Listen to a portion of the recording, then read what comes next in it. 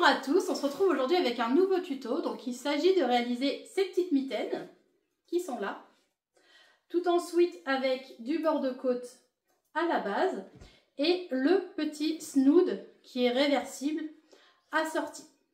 Voilà, donc pour réaliser tout ça, c'est à nous. Je donne déjà 3 conseils pour coudre du sweat, du minky, du jersey, enfin tout ce qui est élastique. Déjà dans un premier temps, si vous n'avez pas de surjeteuse, vous pouvez très bien utiliser la machine à coudre.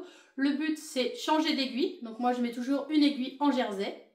Ensuite je travaille toujours avec un point élastique et je laisse en fait mon tissu venir de lui-même sur la machine à coudre. C'est-à-dire que je ne vais pas étirer mon tissu quand la machine pique, sinon vous allez avoir donc des sortes de petits tourlets qui vont se faire. Voilà, donc les 3 conseils pour coudre du sweat, du minky, du jersey, tous les tissus qui sont élastiques. Donc là, on va commencer dans un premier temps avec les mitaines. Alors, pour les mitaines, ce que je vais faire, c'est que je vais travailler avec ici du sweat. Donc là, c'est 4 morceaux de sweat. Et ici, du bord de côte. Parce que du coup, je vais mettre la mitaine comme ça et le bord de côte ira à ce niveau-là. Voilà, comme ça. Donc moi, j'ai fait en fonction de ma taille. J'ai peut-être des grosses mains.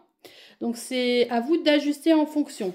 Là, c'est du bord de côte qui mesure 23 en long et 13 cm en hauteur. Alors faites attention au sens de l'élasticité. Il faut que ce soit dans ce sens-là pour pouvoir par la suite les enfiler.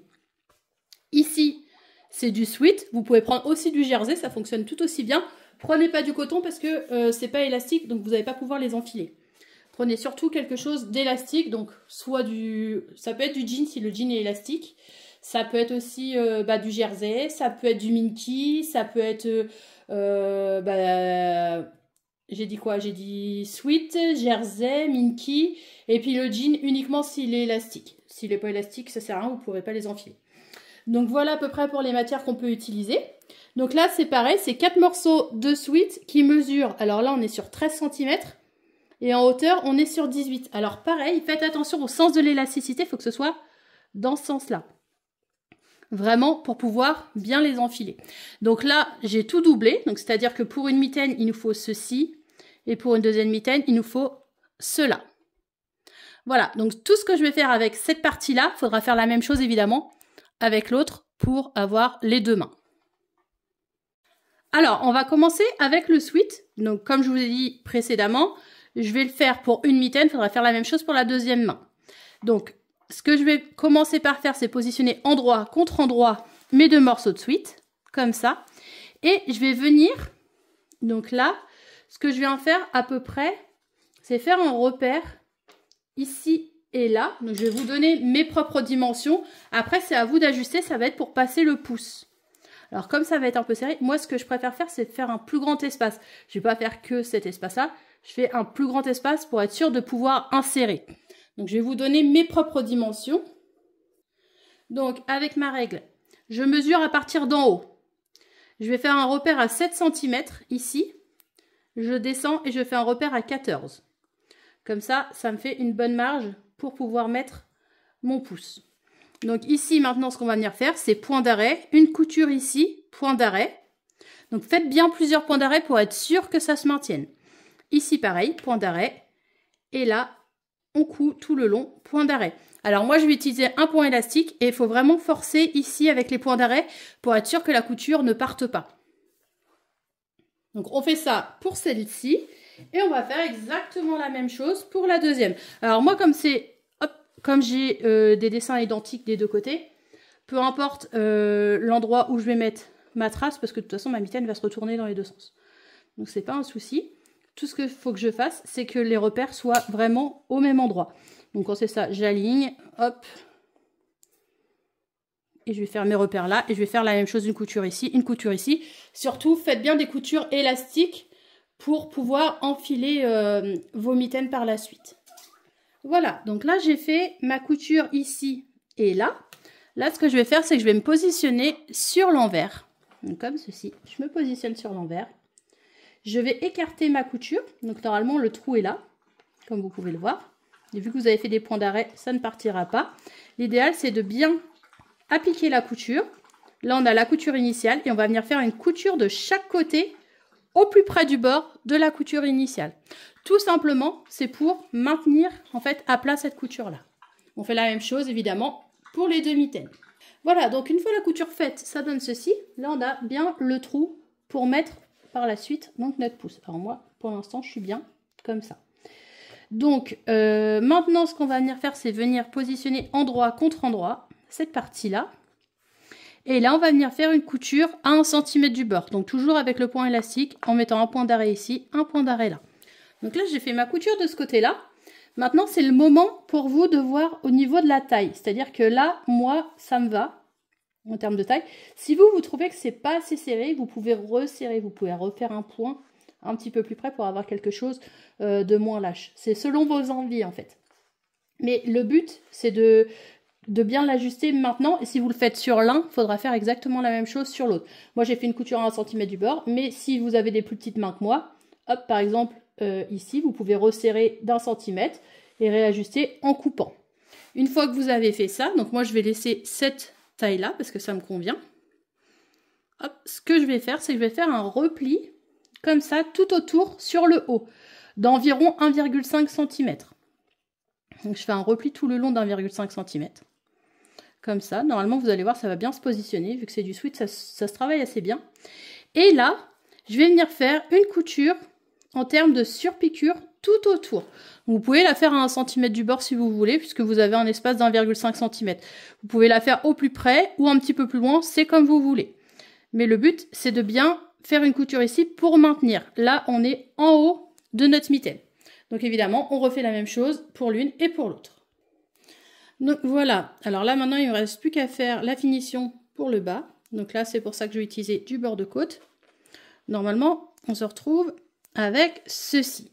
Maintenant, ce qu'il me reste à faire, c'est prendre mon bord de côte, hop, qui est là. Donc, si vous avez retiré 1 cm sur votre mitaine quand vous l'avez raccourci, pensez bien à raccourcir aussi votre bord de côte. De la même taille que ce que vous avez retiré en tissu. Moi, j'ai pas touché parce que du coup, ça me convient. Donc maintenant, ce que je vais venir faire, je vais venir positionner endroit contre endroit comme ceci. Ici. Et là, je vais venir faire une couture à 1 cm du bord. Ici, pareil. Endroit contre endroit. Hop. Et je vais venir faire ma couture à 1 cm du bord. Donc là, j'ai fait ma couture. Ce que je vais venir faire, c'est écarter mes coutures ici. Et venir aplatir. Donc là, je mets envers sur envers de façon à me retrouver avec mon tissu là sur l'endroit, comme ça. Donc là, tout est bon. Ce que je vais venir faire aussi, c'est marquer le milieu de l'autre côté. Donc là, j'ai la couture et de l'autre côté, j'ai juste marqué, hop, faire une petite encoche pour marquer le milieu. Et là, donc, ce que je vais faire, c'est que je retourne le coupon. La couture qui est là, je vais la mettre sur cette couture-là, à l'intérieur. En fait, je vais juste glisser dedans, comme ça. Je mets couture contre couture. Comme ça. De l'autre côté, je mets couture contre encoche que vous venez de faire à l'instant.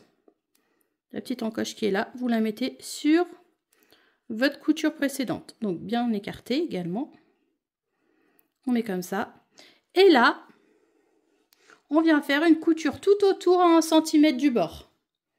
Donc on fait toujours avec le point élastique, un point d'arrêt et on fait tout le tour comme ceci, à 1 cm du bord. Voilà, donc maintenant, hop, on rabat et on n'a plus qu'à les enfiler. Alors celle-ci, c'est parfait. Et celle-là aussi. Donc voilà pour les petites mitaines. Pour cette deuxième partie, maintenant, on va venir faire le snood. Donc le snood qui est réversible, on peut le mettre d'un côté comme de l'autre. Et moi, je l'ai assorti à mes mitaines. Alors maintenant, on va passer au snood. Alors, pour le snood, c'est très simple. Là, je vais travailler avec du Minky lisse. Et là, je vais travailler avec le même sweat que j'ai utilisé pour mes mitaines pour avoir, évidemment, un assortiment. Donc ça, c'est des coupons qui mesurent chacun 80 cm de long sur 30 cm de hauteur. Donc pareil, faites attention à l'élasticité. L'élasticité, elle est dans ce sens-là. Tout ce qu'on a à faire pour l'instant. Alors, on va peut-être pas voir entièrement sur la vidéo, mais c'est pas grave. Je vais vous montrer sur une bonne partie, comme ça au moins vous voyez. Vous dépliez un de vos tissus, donc notamment par exemple le sweat. Ensuite, vous dépliez le Minky dessus. Donc moi, je le mets endroit contre endroit, comme ça. Et là, je vais venir faire une couture tout le long en haut et tout le long en bas. Donc je commence bien à l'extrémité, je fais point d'arrêt.